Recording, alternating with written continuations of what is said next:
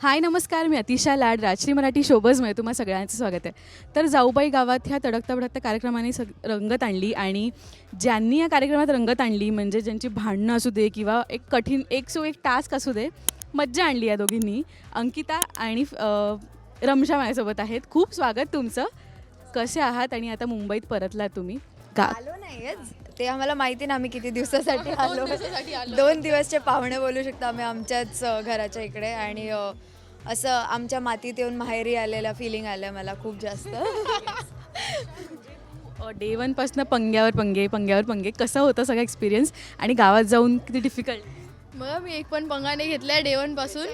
मी सगळ्यात जास्त संस्कारी बाळ आहे. असं गोंडस बाळ जे कोणाशीच भांडत नाही. तू असं एक्सप्रेशन नको देऊ. मी कोणाशीच भांडले नाही आजपर्यंत. मी खूप प्रेमाने वागते सगळ्यांशी. तर असे काही पंगा बिंगा नाही. नमस्कार. पण सुरुवातीला जेव्हा कळलं की असा एक शो येतो आपल्या मराठीमध्ये आणि तुम्हाला कसं विचारण्यात आलं होतं, कसं तुम्हाला अप्रोच केलं गेलं होतं, याबद्दल ऐकायला जेव्हा मला शोबद्दल कळलं मी एक्सायटेड होती. कारण की माझ्या पप्पांना असं वाटायचं की मी कधी गावात राहू नाही शकत. कारण की माझं असं असतं की नाही गावात काय आहे असं असतं ना. ते माझं असंच होतं की काय करायचं आहे गावात कशाला. But then I was like I need to prove him काहीतरी कुछ. तो आपल्यामध्ये असतं ना किडा आहे माझ्यामध्ये तो की चल मी फॉर दॅट मी हा अप्लाय केला आणि आय गॉट सिलेक्टेड वगैरे.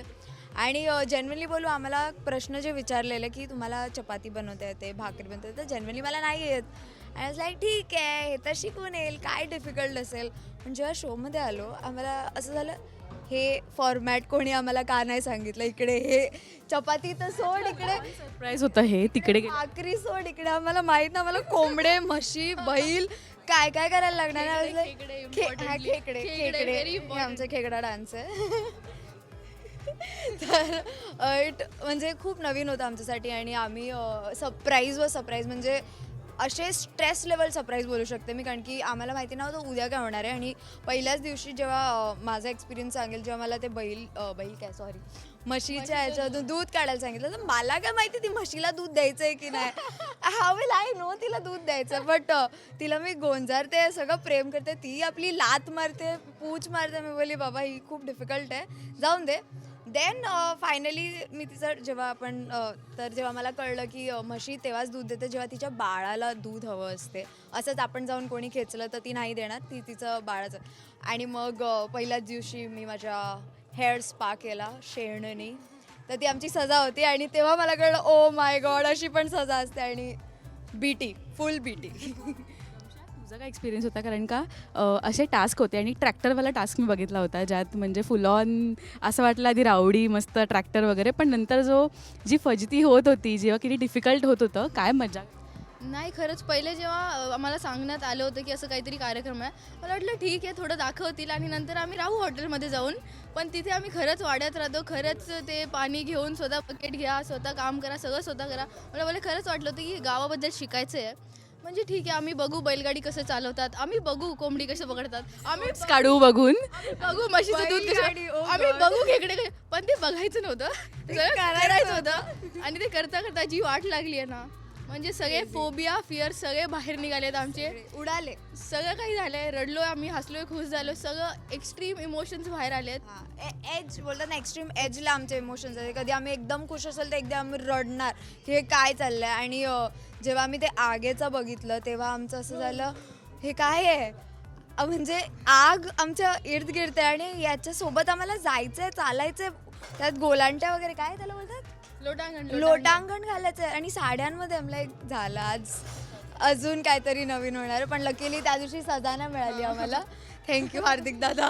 सगळे मोहीम असे असतात ना की पहिले वाट लागते, पण मोहीम झाली की मग असं वाटतं की काय चांगलं काम केलं. पण इतकं खूप म्हणजे चांगले मोहीम पण आम्ही केले की काही परिवारांची आम्ही मदत केली आहे, त्यांच्यासाठी पैसे कमवून दिले त्यांना.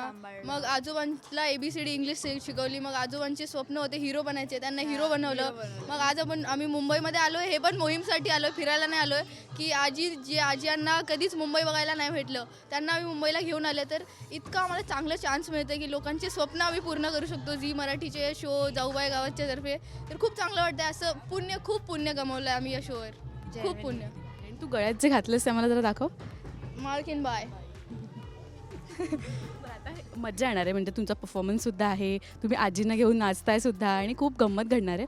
पण हार्दिक जेव्हा तुम्हाला ओरडायचा तेव्हा असं ऑन कॅमेरा जेव्हा एपिसोड सुरू आहे आणि बाबा हा ओरडतोय, नंतर कसं होतं जेव्हा एपिसोड शूट झाल्यानंतर, किंवा बसून अरे हे नाही करायला हवं होतं, किंवा शांतपणे? चिल, एकदम दादा चिल आहे. ऍक्च्युली असं आहे ना की हार्दिक दादा ओरडतात ना जेव्हा, आम्हाला खूप हसू येते आतून. आम्ही असं असतो, नाही हसायचं नाही, अंकिता हसायचं नाही. म्हणजे नंतर तोच ओरडतो की काय आहे, मी सजा बोलतो, तुम्हाला हसायला काय येते? तो आमच्या मनातून एपिसोडमध्ये सुद्धा झाला होता ना असा सीन काहीतरी. आम्ही आमची लाफ्टर कंट्रोल करत असतो Actually- जेव्हा हार्दिक दादा ओरडतो तेव्हा आम्हाला खूप हसू येतं की अरे हसू पण येतं, पण ते एक इमोशन पण आहे की आता काहीतरी सजा मिळणार आहे. परत रडायला लागलो, लोक बघणार आहे, आम्ही रडतो, तर त्यापेक्षा भाई द्या सजा, आता जी आहे ती घेऊ, असं झालं तो.